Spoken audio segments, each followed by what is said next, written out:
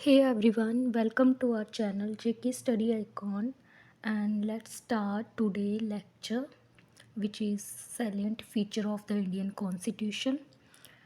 कल हमने जो है डिस्कस किए थे इसके 3 फीचर्स हमने इसके डिस्कस कर लिए थे कल, ठीक है। जो हमने किया था lengthiest and written constitution, parliamentary form of government and federal and unitary wise, ठीक है। तो ये तीनों हमने अच्छे से कल डिस्कस कर लिए थे, मैं आज रिपीट नहीं करूँगी दोबारा से।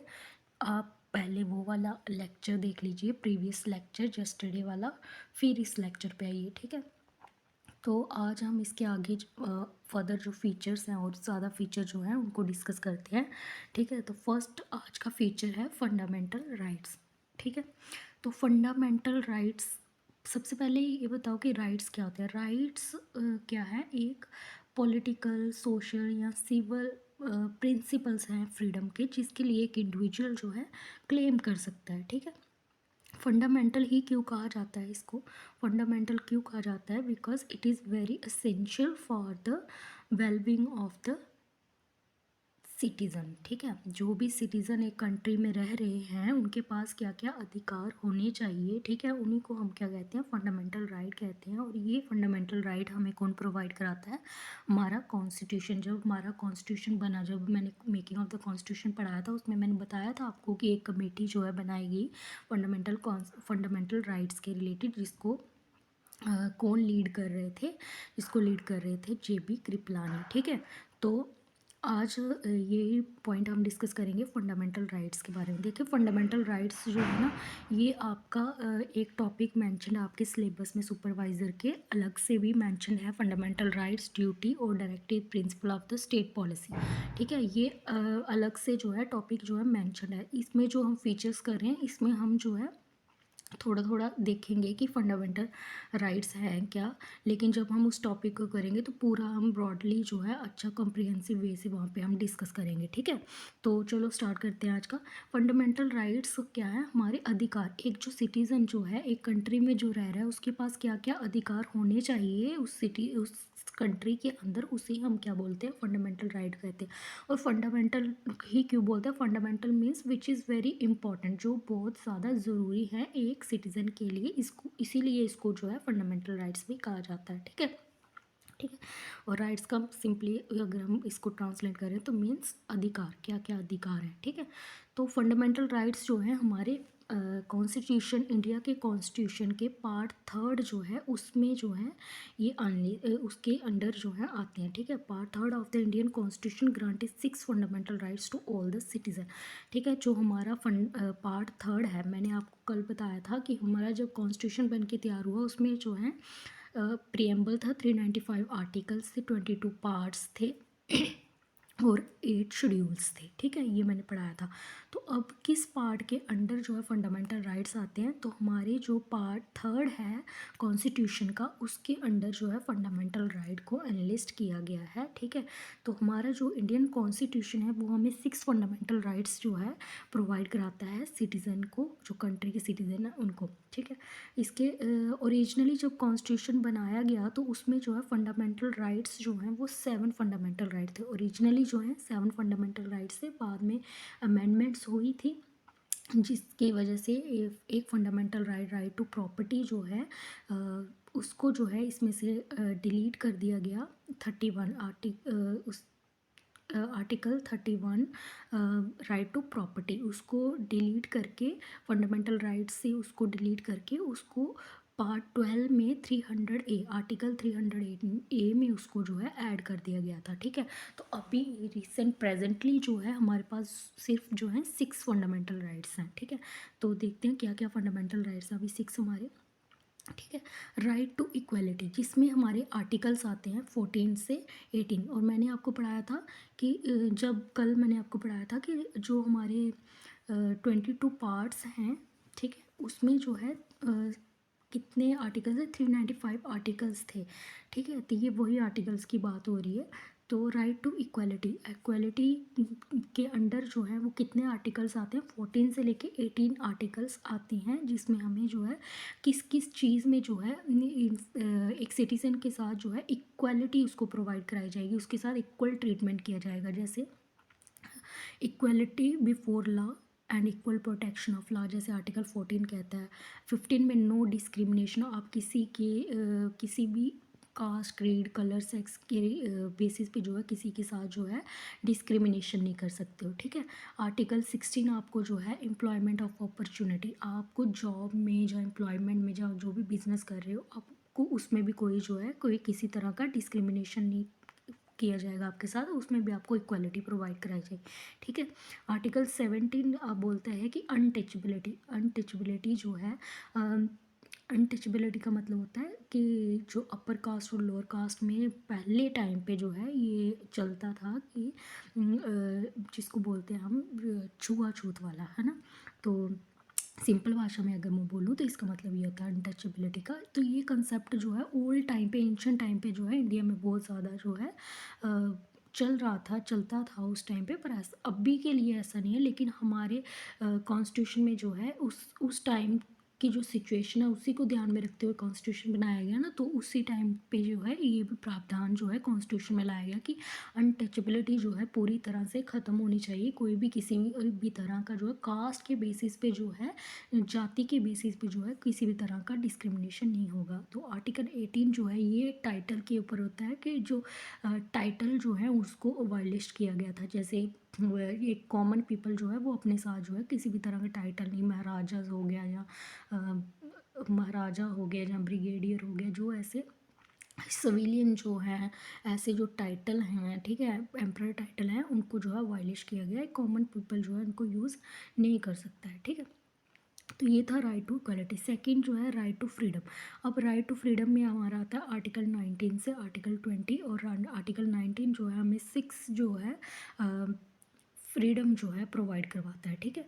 आगे नेक्स्ट हम डिस्कस करते हैं राइट अगेंस्ट एक्सप्लॉयटेशन। किसी भी तरह का जो है राइट अगेंस्ट एक्सप्लॉयटेशन, अगर कोई बैगर सिस्टम हो रहा है जहाँ किसी छोटे below the age of 14 years जो है अगर किसी से हम जो है एम्प्लॉयमेंट करवा रहे हैं, किसी बच्चे से जो है, आप देखते होंगे कई बार जो है छोटे बच्चे जो है छोटे छोटे जो कॉर्नर कुछ शॉप्स पे आप जाते हो तो आप देखते हो छोटे छोटे बच्चे जहाँ वहाँ पे काम कर रहे होते हैं, या फैक्ट्री माइंस में जो है बिलो द एज ऑफ 14 जो है उसको एम्प्लॉयमेंट के लिए नहीं रख सकते हैं, ठीक है। तो ये था right against exploitation. Right to freedom of religion, article 25 से 28 जो है ये डिस्कस किया जाता है। इसमें राइट क्या क्या रिलीजन के बेस पे एक इंसान को क्या क्या राइट होंगे, ठीक है। नेक्स्ट आपका कल्चरल एंड एजुकेशन राइट। हमारा कॉन्स्टिट्यूशन ये भी प्रोवाइड करता है कि आप अपने आपको क्या क्या कल्चरली आपको क्या क्या आपके अधिकार होंगे, एजुकेशनली आपके पास क्या क्या अधिकार होंगे। ये आर्टिकल 29 से 30 जो है इसके अंडर आते हैं, ठीक है। Right to constitutional remedies, right to constitutional remedies जो है आर्टिकल 32 है। और ये जो आर्टिकल है ना right to remedies, right to constitution remedy, ये सबसे ज़्यादा पावरफुल है, ठीक है। ऊपर जितने भी हमने आर्टिकल पढ़े, जितने भी हमने राइट्स पढ़े, अगर इनमें से ई तक, ए से लेके ई तक जितने भी हमने राइट्स पढ़े हैं अभी, ठीक है, अगर इनमें से किसी का भी वायलेशन होता है, ठीक है, कोई भी हमारे इस इनमें से किसी भी आर्टिकल्स राइट्स का जो है वायलेशन करता है, तो हम जो है राइट टू कॉन्स्टिट्यूशनल रेमेडीज़ के अंडर जो है हम जो है इसको कोर्ट में जाके जो है इन्फोर्स करवा सकते हैं, ठीक है, ठीक है। तो ये थे हमारे 6 फंडामेंटल राइट्स। ये मैंने आपको सिर्फ अभी इनकी थोड़ी थोड़ी ब्रीफ जो है इंट्रोडक्शन दी है, लेकिन जब हम फंडामेंटल राइट्स पढ़ेंगे तो उसमें जो है ब्रॉड बेस से हम जो है कम्प्रिहेंसिव वे से उसको डिस्कस करेंगे, ठीक है। अभी के लिए आप इसे ये याद रखो कि हमारे जो फीचर हैं कॉन्स्टिट्यूशन के अंडर, कॉन्स्टिट्यूशन में हमारा एक फीचर ये भी है fundamental rights.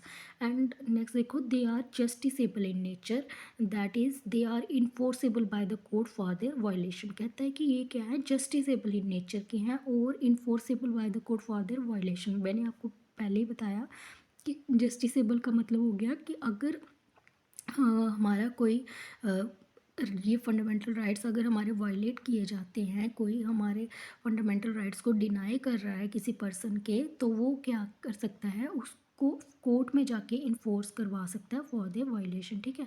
They are enforce by the court for the violation, अगर उसको जो है कोर्ट में जाके इन्फोर्स करवा सकता है। The aggrieved person can directly go to Supreme Court which can issue the writs of habeas corpus mandamus prohibition certiorari and quo warranto for the restoration of his right. अब जो राइट टू कॉन्स्टिट्यूशनल रेमेडीज़ है इसके under जो है 5 Ritz आती हैं, ठीक है। उसी के बेस पे जो है हम जो है अपना जो है केस फाइल कर सकते हैं। इसके लिए हम अपील कर सकते हैं कि हमारा जो है ये राइट जो है ये वायलेट हो रहा है, तो आप इसको हमें जो है इन्फोर्स करवाओ, ठीक है।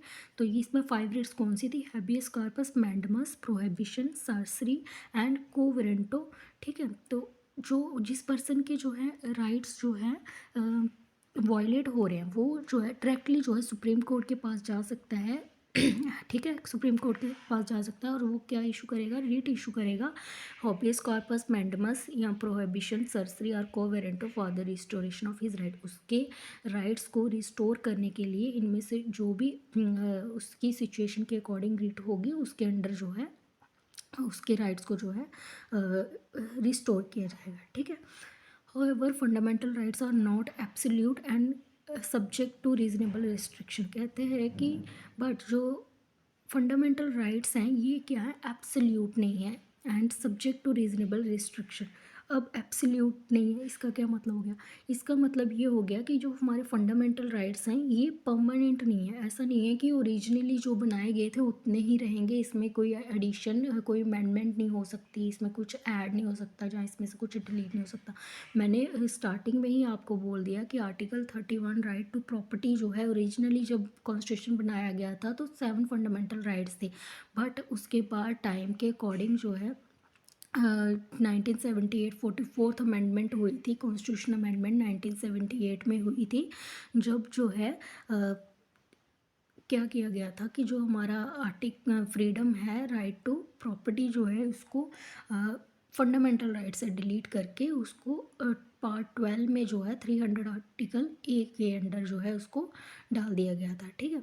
तो देखिए fundamental rights are not absolute, यहाँ से आपको क्लियर हो गया कि ये एब्सोल्यूट नहीं है, मतलब परमानेंट नहीं है, इसमें से कुछ ऐड भी कर सकते हैं हम अमेंडमेंट से और कुछ जो है डिलीट भी कर सकते हैं, ठीक है। And subject to reasonable restriction, और इनके ऊपर जो है कुछ रीजनेबल रिस्ट्रिक्शन भी जो है अप्लाई लगाई जा सकती हैं, ठीक है। रीज़नेबल रिस्ट्रिक्शन क्यों लगाई जाएंगी? देखिए जैसे मैं आपको एग्जांपल देती हूँ, ठीक। एक एग्जांपल से समझते हैं हम लोग कि मान लो कि अभी एक पर्सन है उसका राइट है कि वो म्यूज़िक सुन सकता है, लाउड म्यूज़िक जो है वो सुन सकता है, ठीक है। लेकिन अभी देखो ये भी रूल बन गया हुआ है कि 10 बजे के बाद जो है आप जो है लाउड म्यूज़िक जो है लाउड डीजे जो है वो उसको नहीं बजा सकते हो, लाउड म्यूज़िक जो है उसको नहीं लगा सकते हो, ठीक है। तो वो क्या है? अब ऐसा क्यों? अगर एक पर्सन चाहे वो तो बोले कि ये मेरा तो फंडामेंटल राइट्स है, मैं तो लाउड म्यूज़िक सुन सकता हूँ, मैं तो सुनूंगा, ठीक है। लेकिन इस पे रिस्ट्रिक्शन क्यों लगा सकती है कि एक पर्सन अगर अपना राइट जो है इंजॉय कर रहा है तो ऐसा ना हो कि इससे जो है दूसरे की जो अपनी लिबर्टी है या दूसरे का राइट जो है इसके साथ क्या हो जाए, अ, ये दूसरे की जो है लिबर्टी जो है वो सॉरी, ठीक है। तो क्या था? Fundamental rights are not absolute and subject to reasonable restriction. Fundamental rights जो है परमानेंट नहीं है और इन पे जो है कुछ रीजनेबल रिस्ट्रिक्शन लगाई जाती हैं। जैसे मैंने बोल दिया कि लाउड म्यूज़िक जो है एक पर्सन चाहता है कि वो लाउड म्यूज़िक सुने और उसका वो कह रहा है कि वो क्लेम कर रहा है कि ये उसका राइट है, ये उसका फंडामेंटल राइट्स है कि वो जो है लाउड म्यूज़िक जो है वो सुन सकता है। लेकिन एक गवर्नमेंट जो है उसने कुछ रिस्ट्रिक्शन भी लगाई हुई हैं ताकि एक एक पर्सन जो है अपना राइट जो है इंजॉय कर रहा है लेकिन दूसरे को उससे जो है उसकी लिबर्टी जो है उसकी वायलेशन ना हो, ठीक है। तो इसीलिए जो है इस पे जो है रीजनेबल रिस्ट्रिक्शन भी लगाई जाती है जहाँ पे ज़रूरत हो। This rights can be curtailed और repealed by the parliament through a constitutional amendment act. मैंने आपको वह बताया कि ये राइट जो है कर्टेल भी किए जा सकते हैं, रिपील्ड किए जा सकते हैं, ठीक है। कैसे किए जा सकते हैं? बाय पार्लियामेंट पार्लियामेंट के द्वारा through a constitution amendment act, एक कॉन्स्टिट्यूशन में चेंज लाके, अमेंडमेंट का मतलब होता है चेंज लाना, एक कॉन्स्टिट्यूशन अमेंडमेंट एक्ट लाके, चेंज लाके जो है पार्लियामेंट जो है इसको रिपील कर सकती है, ठीक है। Next, they can also be suspended during operation of national emergency, ठीक है, except the grants granted by article 20 and 21, ठीक है। तो कह रहा है कि ये जो फंडामेंटल राइट्स है ना, इसको जो है सस्पेंड भी किया जा सकता है, ठीक है, कुछ टाइम के लिए जो है सस्पेंड किया जा सकता है। क्यों किया जा सकता है? जब कभी जो है हमारी कंट्री में नेशनल इमरजेंसी होगी, ठीक है, उस टाइम पे जो है हमारे जो फंडामेंटल राइट्स हैं उनको सस्पेंड किया जाएगा, except right granted by article 20 and 21। सिर्फ जो आर्टिकल 20 और 21 जो है उसको जो है हम लोग क्या कहते हैं सस्पेंड नहीं कर सकते, लेकिन जो बाकी आर्टिकल्स जो हैं उनको हम क्या कर देते हैं, जब नेशनल इमरजेंसी होती है तो उसको क्या होता है, नेशनल इमरजेंसी का मतलब होता है जब कोई वार का या कोई थ्रेट हमारी कंट्री पे होने वाला है तो उस टाइम पे जो है हम जो है अपने राइट जो है सस्पेंड कर सकते हैं। अगर मान लो नेशनल इमरजेंसी चल रही है, हमें फ्रीडम है कि आप कहीं पर भी जो है right of freedom of association without any harms, कुछ लोग जो है ग्रुप में बैठ के कुछ ग्रुप में बैठे हुए हैं, ठीक है, तो वो बोले कि ये हमारा राइट है, लेकिन नेशनल इमरजेंसी है तो अगर चल रही है, कभी भी वॉर की सिचुएशन हो सकती है, जहाँ कुछ भी इस कंडीशन में जो है कोई एजिटेशन हो सकता है, कोई सोच सकता है कि ये शायद कुछ प्लानिंग कर रहे हैं कंट्री के लिए, ठीक है, तो ये सब सिचुएशन हो सकती हैं, तो इसलिए जो है बाकी जो राइट्स जो हैं उनको सस्पेंड कर दिया जाता है, सिर्फ आर्टिकल 20 और 21 को छोड़ के, ठीक है। नेक्स्ट देखिए, आई होप आपको ये फंडामेंटल राइट्स वाला अच्छे से समझ आया होगा। तो नेक्स्ट देखिए, directive principle of the state policy. Directive principle of the state policy इसको क्यों बोला जाता है? डायरेक्टिव मतलब कि ऐसे प्रिंसिपल जो एक स्टेट को, एक गवर्नमेंट को जो है डायरेक्शन प्रोवाइड कराते हैं कि तुम्हें जो है अपने रूल्स रेगुलेशन जो है इसके अकॉर्डिंग जो है बनाने हैं, ठीक है। देखो, directive principle of the state policy में क्या है, according to doctor Bhimrao Ambedkar the directive principle of the state policy is a noble feature of the Indian constitution. Doctor Ambedkar क्या बोलते हैं कि ये जो डायरेक्टिव प्रिंसिपल हैं ये क्या है, नोबल फीचर है हमारे इंडियन कॉन्स्टिट्यूशन के। They are enumerated in part 4 of the Indian constitution, और इनको जो है पार्ट 4 जो है इंडियन कॉन्स्टिट्यूशन का उसमें इन्यूमरेट किया गया है, उसमें रखा गया है। They can be classified into 3 categories, और इनको जो है 3 कैटेगरीज में बांटा गया है, जैसे socialistic, Gandhian and liberal intellectual, ठीक है। जब हमारा कॉन्स्टिट्यूशन बन रहा था तो उस कुछ प्रिंसिपल है, कुछ ऐसे जो है प्रावधान बनाए गए, कुछ ऐसे जो है प्रिंसिपल जो है प्रिपेयर किए गए आर्टिकल अंडर पार्ट 4 के अंडर, जैसे सोशलिस्टिक, सोशल मतलब समाज की तरफ जो है कैसे सामाजिक तौर पे जो है कैसे जो है लॉज बनाए जाने चाहिए, इसमें ये गाइडलाइंस जो है बेसिकली ये डायरेक्टिव प्रिंसिपल क्या है, गाइडलाइन है, गवर्नमेंट को जो है गाइडलाइन प्रोवाइड कराती है कि आपको ऐसे रूल्स और रेगुलेशन बनाने हैं। एक सोशलिस्टिक बेस पे, गांधीयन के, सोशलिस्टिक का मतलब हो गया जो सोशल समाज के आइडियाज़ के ऊपर जो है ये जो डायरेक्टिव प्रिंसिपल है। दूसरा जो गांधीयन आइडियोलॉजी, गांधी के आइडियाज़ के बेस पे जो है इनको बनाया गया है। एंड लिबरल इंटेलेक्चुअल के बेसिस पे भी जो है इनको जो है हमारे डायरेक्टिव प्रिंसिपल जो है उनको बनाया गया। The directive principle are meant to promoting the idea of social and economic democracy. ये डायरेक्टिव प्रिंसिपल जो है हमारी कंट्री में जो सोशल और इकोनॉमिक डेमोक्रेसी जो है उसको प्रमोट करती है, ठीक है, कि सोशली कैसा होना चाहिए, इकोनॉमिकली जो है लोगों को जो है डेमोक्रेसी होनी चाहिए। हम लॉ रूल्स और रेगुलेशन ऐसे बनाएं, लॉज ऐसे बनाएं जिसमें हमारी जो सोशल और डेमोक्रेसी जो है उसको कोई हिंड्रेंस ना हो किसी पर्सन की, ठीक है।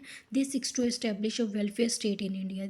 इसका मेन मकसद यही होता है कि इंडिया को जो है एक वेलफेयर, एक अच्छी स्टेट बनाना, ठीक है, जिसमें सारे पीपल जो है सेटिस्फाई हों, कंट्री की जो है प्रोग्रेस हो। However, unlike the fundamental rights, the directive principles are non-justiciable in nature। कह रहा है कि जैसे फंडामेंटल राइट्स है ना, तो डायरेक्टिव प्रिंसिपल वैसे नहीं है। फंडामेंटल राइट हमारे जस्टिसेबल नेचर के हैं, उसके लिए हम कोर्ट में जा सकते हैं अगर उसका वायलेशन होता है, लेकिन हम डायरेक्टिव प्रिंसिपल के लिए जो है कोर्ट में नहीं जा सकते कि भाई ये लॉ बनाया है तो इसमें ये वाला डायरेक्टिव प्रिंसिपल जो है ये फॉलो नहीं किया गया है तो हम इसके लिए जो है कोर्ट में अपील करेंगे, ऐसा नहीं होता।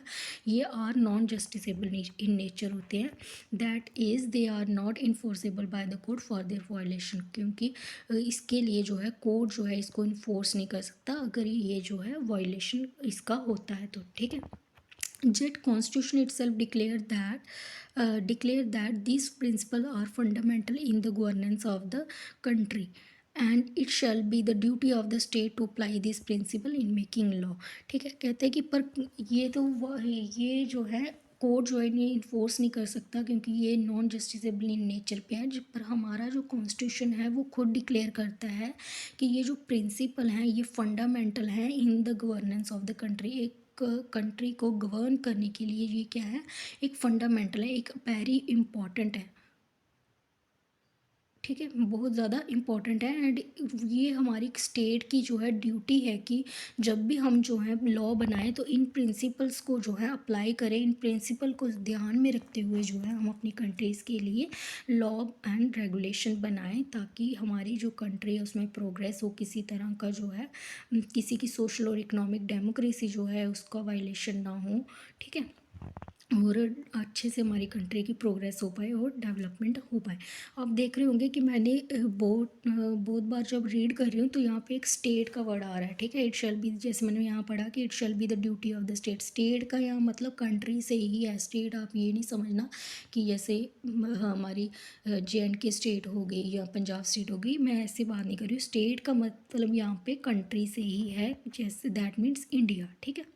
नेक्स्ट देखें आप, फंडामेंटल ड्यूटीज़, ठीक है। फंडामेंटल ड्यूटीज़ क्या है हमारी। अब फंडामेंटल ड्यूटीज़ मतलब हमारी क्या क्या ड्यूटी, हमें देखो राइट मिल गए, हमें डायरेक्टिव प्रिंसिपल आ गए, हमें जो अगर राइट्स मिले हुए हैं तो हमारी कुछ ड्यूटी भी हैं हमारी कंट्री के प्रति, क्या क्या ड्यूटीज़ हैं। तो आगे हम देखते हैं इसके अंदर कि हमें क्या क्या हमारी ज़रूरी ड्यूटीज़ हमें जो है कॉन्स्टिट्यूशन प्रोवाइड करवाता है, ठीक है। The original constitution did not provide for the fundamental duty of the citizen, कह रहे जब हमारा ना कॉन्स्टिट्यूशन बना उस टाइम पे ओरिजिनली जो है फंडामेंटल ड्यूटीज़ को जो है हमारे कॉन्स्टिट्यूशन में ऐड नहीं किया गया था। बट क्या हुआ, these were added during the operation of national internal emergency, ठीक है।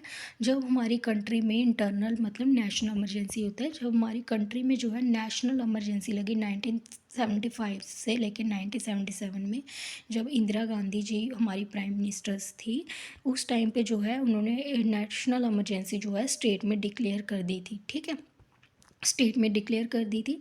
तो उस टाइम पे जो है देखा गया कि बहुत ज़्यादा जो है जो सिटीज़न थे उन्होंने जो है कंट्री के प्रति जो है अपनी जो उनकी ड्यूटीज़ थी उनको फुलफ़िल नहीं किया, ठीक है, उनको फॉलो नहीं किया, ठीक है, क्योंकि लोगों को पता ही नहीं था कि हमारी जो है अपने कंट्री के प्रति जो है क्या ड्यूटीज़ हैं। तो जो हमारे गवर्नमेंट है, ठीक है, उनको लगा कि अगर हम फंडामेंटल राइट्स जो हैं प्रोवाइड करवा रहे हैं अपने सिटीज़न को, तो हमें उनको कुछ ड्यूटीज़ भी लानी चाहिए अपने कॉन्स्टिट्यूशन में, जिससे उनको पता चले कि हमें ये ड्यूटीज़ जो है फॉलो करनी है, ठीक है। अपने राइट्स को तो एंजॉय करना है बट साथ साथ में हमें क्या करना है, अपनी जो हमारी ड्यूटीज़ हैं अपने देश के प्रति, जो हमारी अपनी कंट्रीज़ के प्रति जो ड्यूटीज़ हैं उनको भी जो है फॉलो करना है, ठीक है।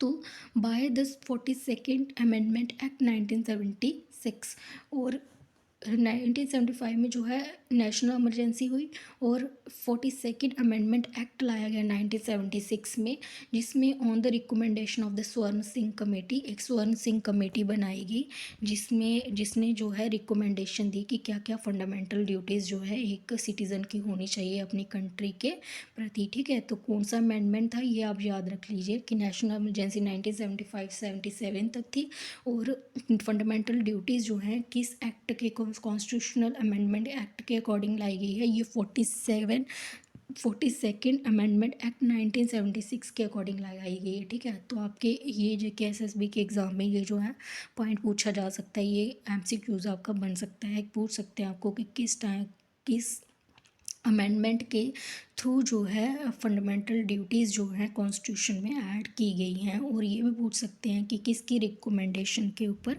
जो है फंडामेंटल ड्यूटीज़ जो है बेस्ड हैं। तो वो कौन थी स्वर्ण सिंह कमेटी, ठीक है। और जब 42nd अमेंडमेंट एक्ट 1976 हुआ 76 में ऑन द रिकमेंडेशन ऑफ स्वर्ण सिंह की कमेटी पे जो है फंडामेंटल ड्यूटीज़ लाई गई और उस टाइम ओरिजिनली जो है 10 फंडामेंटल ड्यूटीज़ जो है 1976 में जो हमारे कॉन्स्टिट्यूशन में लाई गई, but the 86th constitution amendment act 2002 added one more fundamental duty, but 86 amendment act हुई 2022 में, जिसमें जो है एक और फंडामेंटल ड्यूटीज़ जो है ऐड की गई थी उस टाइम पे, ठीक है। नेक्स्ट देखिए, the part fourth of the constitution which consists of only one article 51A specify the 11 fundamental duty। और fundamental duties जो है किस पार्ट में रखी गई है, fundamental duties जो है पार्ट 4A में रखी गई है। डायरेक्टिव प्रिंसिपल DSPS किस में रखे गए हैं, हमारे directive principle of the state policy जो है वो पार्ट 4 में रखी गई है, लेकिन हमारी फंडामेंटल ड्यूटीज़ किस में रखी गई हैं, पार्ट 4A में रखी गई हैं, ठीक है। फोर्थ का एक और पार्ट बना दिया, fourth part A of the constitution which consist of only, उसमें उसके अंडर क्या है 51 आर्टिकल है, सिर्फ एक ही आर्टिकल है विच इज़ 51, और इसमें कितनी हमारी फंडामेंटल ड्यूटीज़ है, हमारी 11 फंडामेंटल ड्यूटी जो है उसको स्पेसिफाई किया गया है। अब फंडामेंटल ड्यूटी होगी जैसे टू रिस्पेक्ट द कॉन्स्टिट्यूशन, हमें अपने कॉन्स्टिट्यूशन का रिस्पेक्ट करना है, हमें अपने नेशनल फ्लैग का रिस्पेक्ट करना है, नेशनल एंथम का रिस्पेक्ट करना है ना। टू रिस्पेक्ट द सॉवरेंटी, जो हमें इंडिपेंडेंस मिली है हमें उसकी भी रिस्पेक्ट करनी है, ठीक है।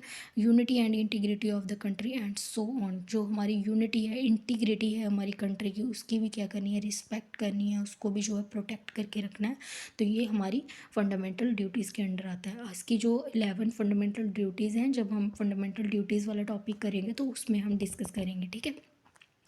अब देखिए, the fundamental duty serve as a reminder to the citizen that while enjoying their rights they have also be quite conscious of the duty. वही मैंने आपको बताया कि फंडामेंटल ड्यूटीज़ जो है ये क्यों लाई गई, ताकि एक सिटीज़न के माइंड में ये रहे, एक रिमाइंडर रहे कि अगर हम अपने राइट्स को इन्जॉय करें, जब हम अपने राइट्स को इन्जॉय करें तो थोड़ा कॉन्शियस हम इसके लिए भी रहें कि जो हमारी फंडामेंटल ड्यूटीज़ हैं, जो हमारी देश के प्रति ड्यूटीज़ हैं, हम उसको भी जो है फॉलो करें, they society and their fellow citizen, ठीक है।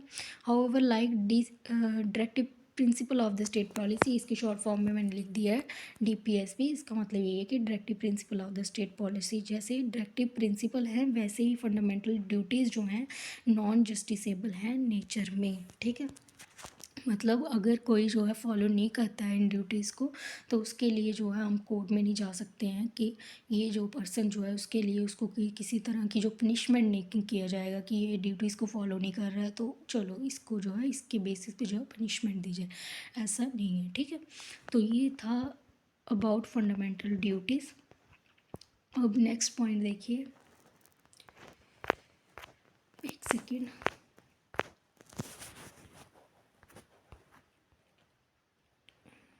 ठीक है। आज मैं वीडियो छोटी ही रखूँगी, कल वाली वीडियो काफ़ी ज़्यादा बड़ी हो गई थी, ठीक है। तो आज का वीडियो छोटा ही रखूँगी, पर ये एक पॉइंट और डिस्कस कर लेते हैं हम इसका। एक कॉन्स्टिट्यूशन अ सेकुलर स्टेट, ठीक है। अब क्या करें हम लोग, एक सेकुलर स्टेट। सेकुलर का मतलब क्या होता है, सेकुलर का मतलब होता है जहाँ पे जो है सभी रिलीजन के लोग, सभी सेक्शन के लोग जो हैं, हर धर्म के जाति के लोग जो हैं एक साथ मिलकर रहते हैं, ठीक है, एक साथ रहते हैं, ठीक है। कोई पर्टिकुलर जो है रिलीजन को जहाँ पे फॉलो नहीं किया जाता, ठीक है। मैंने आपको पहले ही बताया था कि इंडिया जो है बहुत ज़्यादा डाइवर्स कंट्री है, बहुत ज़्यादा डाइवर्सिटी है इंडिया में, डिफरेंट डिफरेंट सेक्शन के, डिफरेंट डिफरेंट कास्ट के, रिलीजन के यहाँ पे लोग रहते हैं, हिंदू, मुस्लिम, सिख हो गया, क्रिश्चियनिटी हो गया, पारसी हो गया, जैन हो गया, बुद्धिज़्म हो गया, हर एक जो है रिलीजन के जो है इंडिया में जो है लोग रहते हैं, ठीक है। तो हमारे कॉन्स्टिट्यूशन को चाहिए था कि ये भी एक फ़ीचर लाया जाए कि हमारी जो कंट्री है वो क्या हो जाए, सेकुलर हो जाए। अगर सेकुलरिज्म नहीं होता तो हाँ, इंडिया को जो है यूनाइट करना जो है यूनाइट जो है हम नहीं कर पाते, ठीक है। इंडिया एक यूनियन स्टेट नहीं बन पाता, क्योंकि हर एक जो है अपने अपने रिलीजन को फॉलो करता है, तो हर एक जो है रिलीजन के बेसिस पे ही अपनी अपनी जो है स्टेट बना के रह जाते। जैसे आप देख रहे हो कि जैसे पार्टीशन हुआ था 1905 में जो है पार्टीशन हुआ, पार्टीशन ऑफ बंगाल, वो किसके बेसिस पे हुआ था, है तो एक ब्रिटिशर की वो एक एक मान सकते हो एक चाल थी वो ब्रिटिशर की, है ना।